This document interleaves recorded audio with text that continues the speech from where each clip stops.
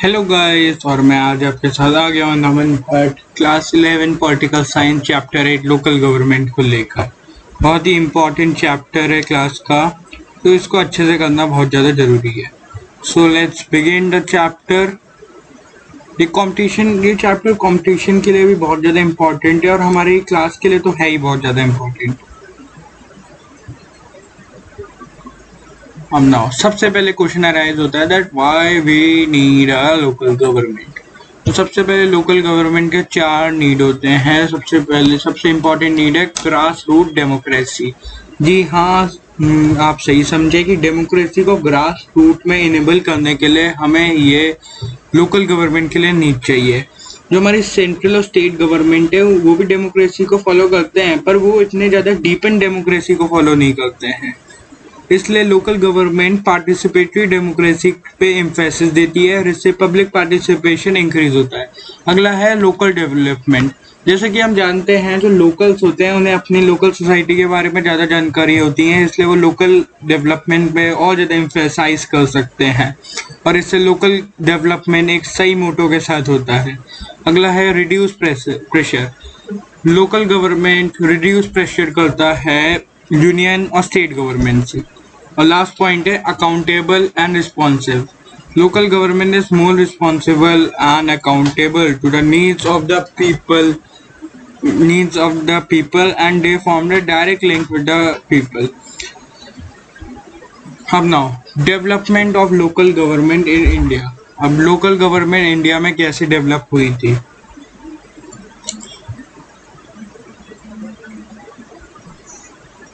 The development of the local government in India एक बहुत ही ज़्यादा कॉम्प्लेक्स प्रोसेस है और लॉन्ग प्रोसेस है कि ये कोई सिंपल प्रोसेस नहीं थी कि एक अमेंडमेंट हुआ और हमारी लोकल गवर्नमेंट पूरे इंडिया में डेवलप हो गई, या फिर हमारे फाउंडिंग फादर्स ने कहा था, इनडायरेक्टली ये मेंशन करा था कॉन्स्टिट्यूशन में कि लोकल गवर्नमेंट एक क्राइटेरिया होगा, पंचायती राज होगा, पर कभी ये साफ साफ लिखा नहीं था कि लोकल गवर्नमेंट होगी, या फिर किसी गवर्नमेंट को फोर्स नहीं करा था कि एक लोकल गवर्निंग बॉडी बनाई जाए। अब now development of a local government in India can be traced in 4 phases. ये कौन से फेज है? Historical and pre independence phase, मतलब इंडिपेंडेंस से पहले लोकल गवर्नमेंट का क्या स्टेटस था। दूसरा है constitutional sanction and recognisation phase, मतलब क्या लोकल गवर्नमेंट को कॉन्स्टिट्यूशनल सैंक्शन और रिकॉग्नाइजेशन मिले। फिर इनिशियल पोस्ट इंडिपेंडेंस फेज और अगला है लेटर पोस्ट इंडिपेंडेंस फेज। अब now historical and pre-independence phase. In India, the local government bodies are present in an unorganized platform since the Gupta and Maurya dynasty.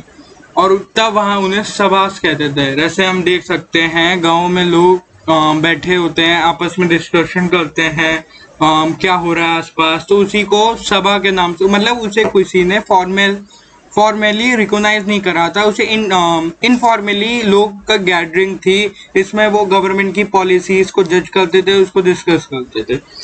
अगला है in 1882 Lord Ripon change this unorganise system into a rural local governing body known as local boards. Lord Ripon ने 1882 में एक इसे थोड़ा सा एक formality या एक फॉर्मल स्टेटस दिया इन सभास को और इसको लोकल बोर्ड नाम दे दिया।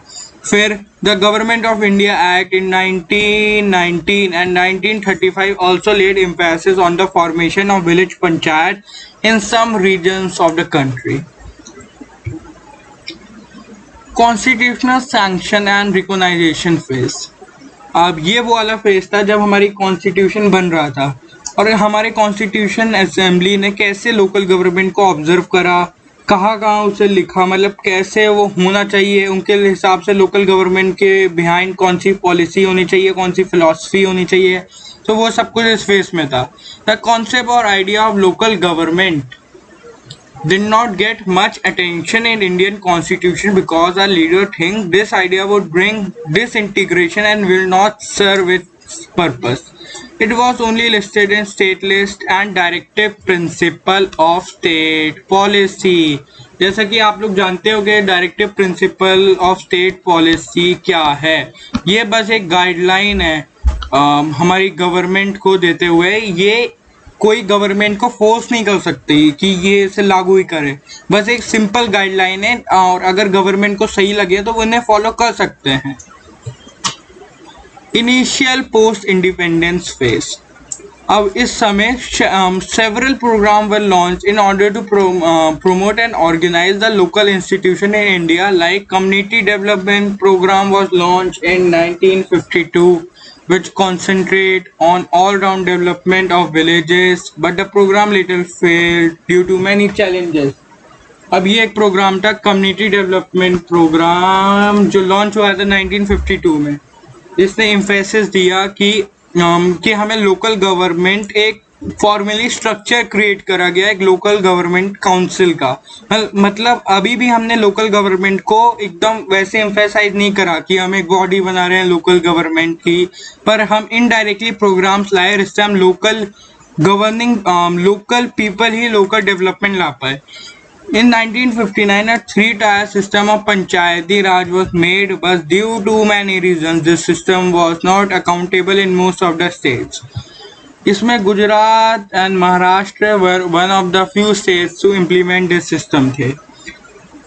इंटीग्रेटेड रूरल डेवलपमेंट प्रोग्राम एक कम्युनिटी डेवलपमेंट प्रोग्राम की तरह ही था जो लॉन्च हुआ था 1967 में, जो जिसका मोटो था removal of poverty from rural areas.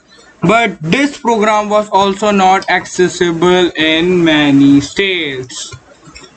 अब क्या हुआ, क्या प्रॉब्लम क्या फेस करी हमारी लोकल गवर्नमेंट ने, मतलब क्या ऐसी क्या प्रॉब्लम थी जिससे हमारी लोकल गवर्निंग बॉडी बनी नहीं पा रही थी हमारे इंडिपेंडेंस के बाद।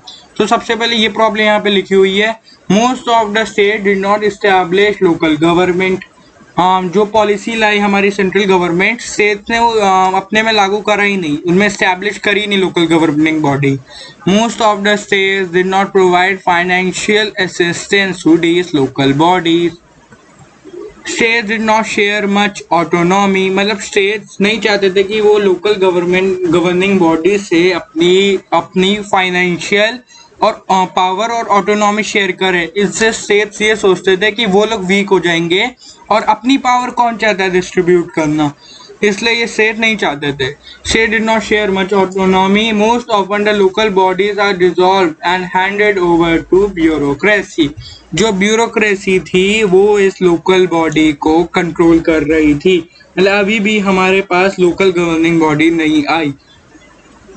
और एक और चैलेंज था कि इनडायरेक्ट और नो इलेक्शन, मतलब ना कोई इलेक्शन हो रहा था और ब्यूरोक्रेसी पूरा कंट्रोल कर रही थी लोकल गवर्नमेंट को।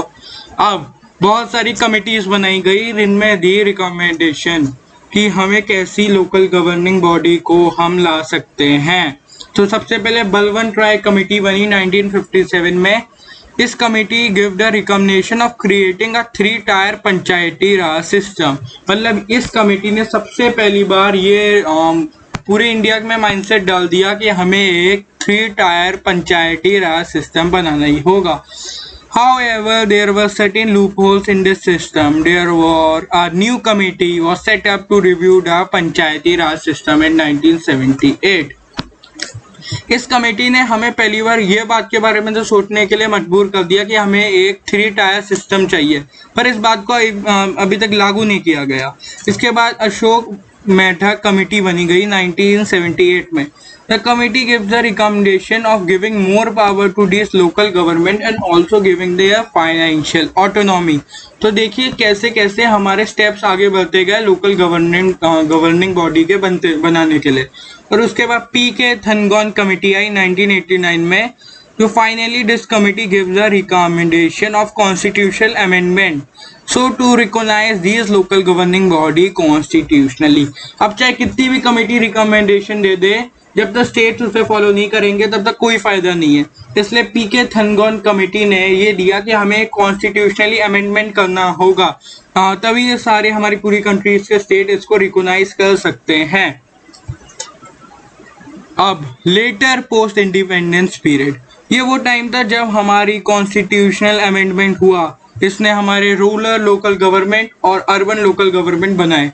The constitutional amendment was introduced in 1989 but passed in 1992 during the PV Narasimha Rao government in the form of 73rd and 74th amendment. अब 73rd amendment क्या था? Changes after the 73rd amendment. Election direct हो गए और every 5 year के बाद हुए. Transfer of 29 subjects from state list. State list से 29 सब्जेक्ट चलेगा इन लोकल गवर्नमेंट को. 3 टायर सिस्टम हो गया जो हम जानते हैं, जिला परिषद, ब्लॉक और मंडल और ग्राम panchayat. Establishment of state election commission, establishment of state finance commission और reservation 1/3 to women and SC and ST in according to their proportion.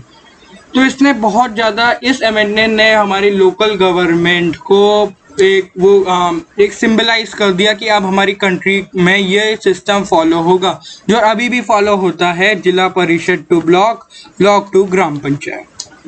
उसके बाद 74th अमेंडमेंट आया, उसी ईयर में है, जिसने अर्बन लोकल गवर्नमेंट का डेवलपमेंट किया. ट्रांसफर ऑफ सेम ही सब्जेक्ट का ट्रांसफर हुआ from state list to this local governing body. 3 tier system बनाया गया, म्यूनिसिपल कॉर्पोरेशन, म्यूनिसिपैलिटीज और नगर पंचायत. इलेक्शन डायरेक्ट हो गया 5 ईयर के टर्म के साथ.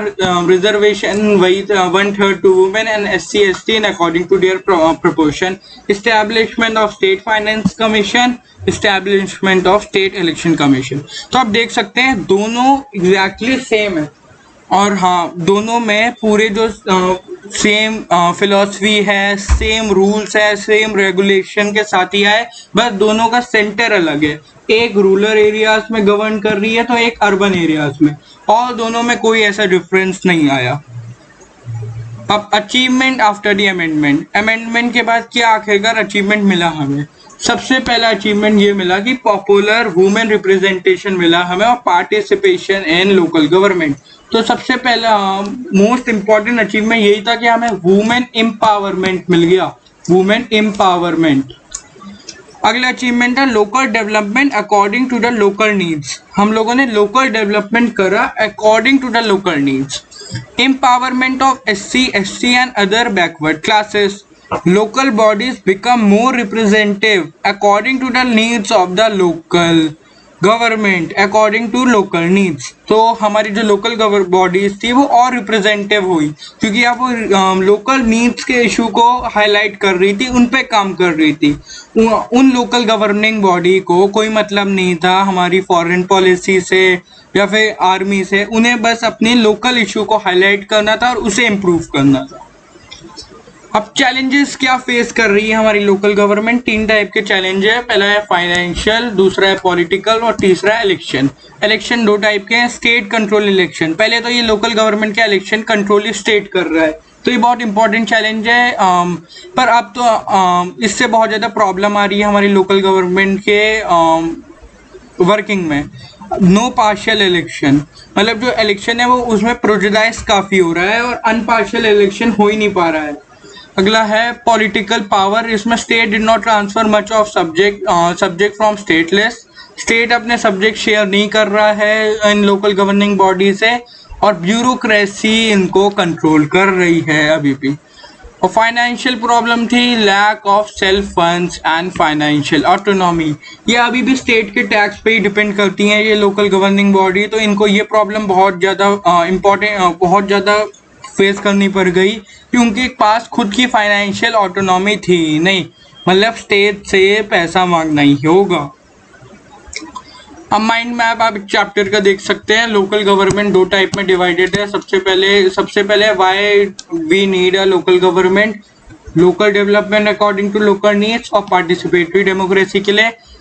Growth local government in India कैसे हुआ है? बिफोर इंडिपेंडेंस है और आफ्टर इंडिपेंडेंस है. आफ्टर इंडिपेंडेंस है बिफोर कॉन्स्टिट्यूशनल अमेंडमेंट और after constitutional amendment. Before constitutional amendment है various program launch to promote local government और आफ्टर कॉन्स्टिट्यूशनल अमेंडमेंट है the 73rd and 74th amendment. और इसके बाद हमारे चैलेंजेस है और अचीवमेंट्स है. Thank you. मुझे लगता है आपको अगर ये वीडियो पसंद आई हो तो प्लीज़ लाइक करिए, सब्सक्राइब करिए, शेयर करिए और मैं आगे इस चैप्टर पे और आगे आप क्लास 11 पॉलिटिकल साइंस बुक पे वीडियो बनाता रहूँगा. और कमेंट्स में ज़रूर लिखिए आपको कैसा लगा.